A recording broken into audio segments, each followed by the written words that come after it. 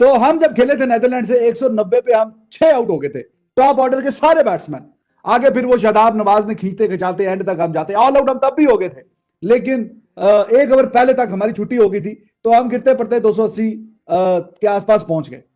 तो जब आप एक हल्की टीम से खेलते हैं, जो नई टीम है, एसोसिएट टीम है, तो ऐसे आप बजाते हैं उनको जैसे इंडिया ने बजाया। 400 रन बोर्ड पे डालें आप उनको, जितने पे भी 100, 125, 150 वट एवर, जितने पे भी। तो आप देखें इस तरह की टीमों के खिलाफ इस तरह खेला जाता है, लेकिन इस तरह वही खेल सकता है कि जिसमें वो सलाहियत हो, वो पावर हो और वो स्किल सेट हो। अब इंडिया, हमने तो 400 आज तक नहीं किया किसी भी टीम के खिलाफ। इंडिया तो अक्सर करता रहता है, वो वाली पावर ही नहीं है, उस तरह के खेलने का मिजाज ही नहीं है। Look at there batsman, look हम कहां खड़े हुए हैं भाई, कोई हिसाब किताब ही नहीं। दोनों ने आज इतनी हाई क्वालिटी इनिंग्स खेली है, कोई स्लॉग नहीं थे, कोई या दुपल शॉट्स नहीं थे, या प्योर क्रिकेटिंग शॉट्स थे, back with a lot of intent. Intent बहुत मैटर करती है। इंटेंट लोग समझते हैं एक फैशनेबल वर्ड हो गया आजकल क्रिकेट के अंदर कि हर कोई इंटेंट इंटेंट इंटेंट आपको बोलता हुआ नजर आता है, लेकिन इंटेंट होती क्या है वो इंडिया की बैटिंग ऑर्डर आपको मैदान में करके दिखा दी है। ये करंट इंडियन जो मिडिल ऑर्डर है, it is a blend of experience of youth showcasing exceptional skills and adaptability. Kohli की कंसिस्टेंसी की बात कर लें, श्रेयस अय्यर की फील्डिंग अप्रोच की बात करें, या अब श्रेयस अय्यर और केएल राहुल के डायनामिक ड्यू की बात करें, this is the kind of a batting order जो कि एक टीम ड्रीम करता है कि हमारे पास ऐसा बैटिंग ऑर्डर होना चाहिए। स्पेशली जब उसकी जो बॉलिंग ऑर्डर है, जो उसका बॉलिंग लाइनअप है, 5 मैन बॉलिंग अटैक है, छठे ऑप्शन की तरफ भी उसको नहीं जाना पड़ रहा, वो अगर इस तरह कंसिस्टेंसी के साथ क्लिक कर रहा है, उसके बाद ये टॉप ऑफ इट, ये बैटिंग अगर आपको इस तरह रिस्पॉन्ड करे अपने फेजेस के अंदर, वो कमाल का कॉम्बिनेशन होता है, खतरनाक कॉम्बिनेशन होता है। लेकिन केएल राहुल और श्रेयस अय्यर को यहां इतनी दाद जाती है बिकॉज ये इनिंग्स आसान नहीं थी, क्योंकि आपने मोमेंटम बना के चलना पड़ता है। आप कभी कभार छोटी टीमों के खिलाफ थोड़ा सा कैरीड अवे हो जाते हो, आप बोलते हो कि नहीं जी ये इतना बड़ा चैलेंज नहीं है, बट आज की जो सेंचुरीज हैं that show the dominance of not only India's batting but the dominance of India's middle order as well. तो बाप कौन है और बेटा कौन है, बजा के उखाड़ के बता दिया उन्होंने हमारी। बेटा असल में मैंने आपको पहले दिन से बता दिया था कि ये जो घंटे के बच्चे हैं ना, ये जो बोबजी कर लेगा और ये कर लेगा वो कर लेगा, करेगा ये मेरे घंटे। देखिए आज अय्यर की बैटिंग, देखिए आज केएल राहुल की बैटिंग, ये उनका मिडिल ऑर्डर है। मैं भी कोहली और शर्मा में तो आया ही नहीं हूं, ये उनका मिडिल ऑर्डर है। मिडिल ऑर्डर को समझ दो वो क्या दिया है। बेटा अपने मिडिल ऑर्डर को देखो और उनके मिडिल ऑर्डर को देखो। घंटे हो आप लोग, लिटरली घंटे हो आप लोग, सच्चे वाले घंटे हो। जिस तरह की हिटिंग की है श्रेयस अय्यर और केएल राहुल ने, मुझे पाकिस्तान का कोई एक बंदा बता दो जो इस तरह की हिटिंग करता हो। और बातें इनकी सुन लो, बोबजी कर लेगा, बोबजी किंग कर लेगा, मसला हो गया बोबजी कर लेगा, मेरा एल करेगा बोबजी, मेरा एल करेगा बोबजी, कुछ भी नहीं करेगा बोबजी, और बोबजी सिर्फ घंटा है। तो दोस्तों मेरा नाम है मनीष और क्रिको में स्वागत है आपका फिर से एक बार। तो भारत ने दिवाली के दिन नीदरलैंड को हरा दिया है, बहुत ही तगड़े तरीके से हारा के इंडिया को दिवाली का गिफ्ट दिया है। तो सभी खुशी में ये भी एक खुशी ऐड हो गई। और 410 रन का कोई भाई टारगेट देता है क्या? डर जाएगी ना बाकी की टीम जो सेमीफाइनल में क्वालिफाई हो गई है। इतना कोई मारता है, नीदरलैंड मिल गई तो वैसे कल बहुत से रिकॉर्ड बने। चौथे 5वें नंबर की सेंचुरी आ गई। जितने भी बैट्समैन है, रोहित, गिल, कोहली, श्रेयस अय्यर, केएल राहुल, सभी टॉप ऑर्डर ने 50 या 50 से ज्यादा रन बनाए, तो इसका भी एक रिकॉर्ड हो गया। और उसके बाद में बॉलिंग तो हमारे बॉलर्स अच्छे करती है, पर भाई कल विराट कोहली और रोहित शर्मा इन्होंने बॉलिंग करके जो विकेट लिए, तो देखने वालों के लिए ट्रीट था, क्रिकेट लवर्स के लिए।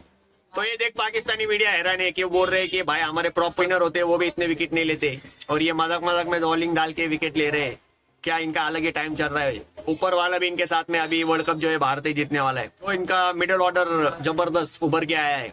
टॉप ऑर्डर तो पहले से ही जबरदस्त थे, मिडिल ऑर्डर पे ऐसा परफॉर्म कर रहा है। बेचारा हार्ड हिटिंग के लिए सूर्य कुमार वेट कर रहा है, वेट कर रहा है कल, पर दोनों की बैटिंग ही नहीं आई, इन्होंने ही सब फिनिश कर दिया। जो बंदे प्रॉपर फिनिश करने के लिए ट्रेन हुए उनको फिनिश करने का मौका तक नहीं मिल रहा है। वर्ल्ड कप कौन छीन सकता है इंडिया के हाथ से? तो हम चलिए देखते हैं फिर, इसी आज का वीडियो इसी पर है और पाकिस्तानी मीडिया कैसे तारीफ कर रहा है इंडिया की वो देखने वाले। तो चलिए फिर देखते हैं हम। आप वीडियो कंटिन्यू कीजिए और हम मिलते हैं अगले वीडियो में। और guys please please please channel को सब्सक्राइब कर लीजिएगा। अगर आप चैनल सब्सक्राइब करते हैं हमारा हौसला बढ़ता है और भी वीडियो बनाने के लिए। प्लीज कर लीजिए चैनल को सब्सक्राइब और वीडियो देखने के लिए धन्यवाद। खतरनाक तरीके से बैक करे कि आपके मुंह से और न्यूट्रल्स के मुंह से, सिर्फ देखने वाले मुंह से बाहर निकले। आज विराट की बात करें या रोहित की बात करें, सीनियर्स का पुट इन करना, सीनियर्स का कंसिस्टेंसी दिखाना, वो बहुत इंपॉर्टेंट होता है। क्योंकि अगर आप पूरा इंडिया का मिडिल ऑर्डर देखें या टॉप ऑर्डर से शुरुआत करें, एक सीनियर है, एक जूनियर है, तीसरे पे एक सीनियर है, पिछलिया सैयद टू एन एक्सटेंट तरीके मिड लेवल सीनियर तो वो भी हो चुका है, लेकिन इनके एक्सपीरियंस में I will count him as junior. Then KL Rahul is a senior, then you have Surya Kumar Yadav on the basis of experience he is a junior. So ये जो पूरा बैटिंग ऑर्डर है छठे नंबर तक, ये एक दूसरे को पैक करता है, एक सीनियर जूनियर के कॉम्बिनेशन में, एक का एक्सपीरियंस है, एक की फील्डलेस अप्रोच है, एक की इंटेंट है। लेकिन आज जिस तरह वर्ल्ड गो से शुभमन गिल ने शुरुआत की थी, आज वो जज्बात में आके अपनी विकेट देके चला गया, लेकिन जो कड़ाका आज शुभमन गिल ने मचाया था, उस कड़ाके को मेरे ख्याल से केएल राहुल ने उससे भी बेहतर कर दिया। जिस डोमिनेंस और जिस कंसिस्टेंसी से इस पूरा टूर्नामेंट खेला, वही कहते हैं ना कि आखिरी ग्रुप मैच था, मौका लूटने का था तो लूट के चले जाओ। जब दिवाली बाहर हो रही है तो क्यों ना फायरवर्क्स हम मैदान के अंदर भी लगा दें। और जिस तरह की प्रोग्रेशन दिखाई है, स्पेशली लास्ट 10 ओवर में, शोज कि टीम इंडिया को पता था कि हमने यहाँ 400 के अंडर सेटल नहीं करना, 350, एनीथिंग बियॉन्ड 300 और 250 was a winning score for team India, provided जिस तरह की बॉलिंग अटैक क्या चल रही है। लेकिन this is a moment to cherish, especially for KL Rahul। 62 balls के अंदर 50, फास्टेस्ट बाय एनी इंडियन, और इस टूर्नामेंट की 5वीं सबसे फास्टेस्ट 100 हो चुकी है। और मेरे ख्याल से हर एक ऊपर से लेके नीचे तक सिर्फ मुबारकबाद, सिर्फ खुशियां, और वो सिर्फ इस वजह से है क्योंकि बिलीव जो होता है, सेल्फ बिलीव होता है, वो बहुत इंपॉर्टेंट होता है, and it is Ojing in each and every Indian player. मतलब आज जो केएल और श्रेयस अय्यर ने जो इनिंग्स खेली है, कोहली की इनिंग्स को आज थोड़ा सा सबसाइड करके यहाँ उसको फीका कर दिया, और इस तरह कर दिया कि ऐसा लगने लगा कि विराट कोहली आज बाकी बहुत स्लो खेल के गया, विराट कोहली को भी तेज आके खेलना चाहिए था। और जिस तरह विराट को 35 बॉलों बाद यहाँ जरा फ्लो मिलना शुरू हुआ था, उसी के फ्लो के साथ विराट को 50 के बाद अपनी सेंचुरी कन्वर्ट करनी चाहिए थी, क्योंकि उसने वो टफ टाइम गुजार लिया था। लेकिन श्रेयस अय्यर और उसके साथ ही खेल रहा था, ऐसा लगा कि there was a big difference between his approach. मतलब Shreyas Iyer from the word go, जिस तरह उसकी इंटेंट के साथ वो आज उतरा था मैदान के अंदर कि I won't be looking back, I won't be taking it easy, I will try my level best. और स्लोअर वंस के ऊपर जो उसने अभी ये 48 ओवर के अंदर उसको स्लोअर वन पड़ा, 49th ओवर में सॉरी, जो उसने 3 छक्के मारे, जो पहला छक्का था, जो उसको off cut black cutter ball आया है, and he went for a that straight shot. Just look at the power and the brute force behind it कि slower one, you are not even the using the pace of the delivery. 113 kilometre per hour की delivery को इतना लंबा पहुंचा देना, मतलब that takes a mighty heart and a mighty effort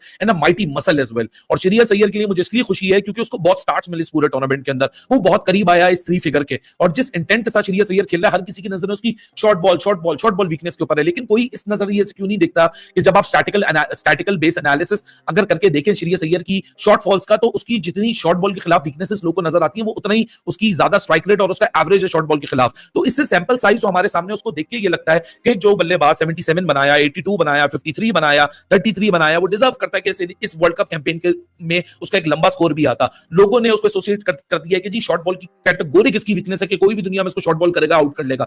but लोग जब स्टार्ट जाके खंगालेंगे तो उनको ये पता चलेगा कि श्रेयस अय्यर की गलती शॉर्ट बॉल से ज्यादा ये गलती है कि वो हर शॉर्ट बॉल के ऊपर अटैक करता है। तो जब आप इंटेंट के पॉइंट ऑफ व्यू से देखते हैं, तो आप वो शॉर्ट बॉल वीकनेस को वीकनेस ही उसको स्ट्रेंथ काउंट करना शुरू कर देते हैं। क्योंकि अगर 10 बॉलें कराई जाएंगी श्रेयस अय्यर को शॉर्ट बॉल्स, वो उसमें से 9 पे अटेम्प्ट करेगा उसको शॉट मारने के लिए। यही श्रेयस अय्यर अगर थोड़ा सा कैलकुलेटिव हो जाए कि किस शॉर्ट बॉल को उसने अटेम्प्ट करना, उसके शॉर्ट बॉल को अटेम्प्ट नहीं करता, तो शॉर्ट बॉल वीकनेसेस लोगों को कम होना शुरू हो जाएंगी। So actually the short ball weakness is more like on the terms कि वो शॉर्ट बॉल वीकनेसेस को इस तरह ओवरकम करने की कोशिश कर रहा है कि वो उसको अटैक करता है। यही वो थोड़ा सा डिफेंसिव होगा तो लोगों को ये भी जाते हुए दिख जाएगी।